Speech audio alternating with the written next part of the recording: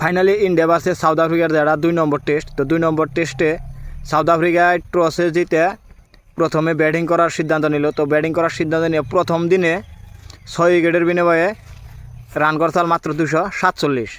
হয়তো আমরা ভাবলাম যে 247 হেনে হয়তো উইকেট গেছে 6টা, কিন্তু এই দ্বিতীয় দিনে আমরা হয়তো ভাবছি যে 1-1.5 ঘন্টার ভিতরে হয়তো কি জানি অল আউট করবো, বা 330 বা 350-র ভিতরে সাউথ আফ্রিকারে অল আউট করবো বলে আমরা একটা ধারণা করছিলাম। তো 300-350-র ভিতরে অল আউট করলে পরে ইন্ডিয়ার ভালো একটা চান্স আসাল।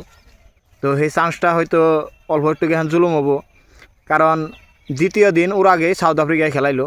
অল আউট হয়েছে ঠিকই, কিন্তু 479 রান করে। তো 479 রান করে অল আউট হয়েছে।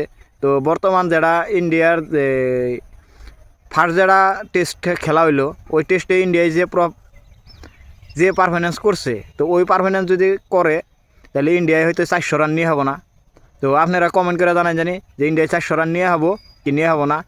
আর ইন্ডিয়ায় এই খেলা যদি ড্র করবার যায়, তাও হয়তো ইন্ডিয়ার তার মানে বহুত ভালো খেলা লাগবো, যে হয়তো কালকে দিনের ভিতরে ইন্ডিয়ার এই 400 রান ক্রস করে হেল দিতে লাগবো।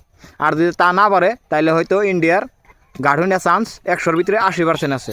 তো আপনারা কমেন্ট করে জানান জানি ইন্ডিয়া খেলা ঘাটবো না খেলা ড্র হবো।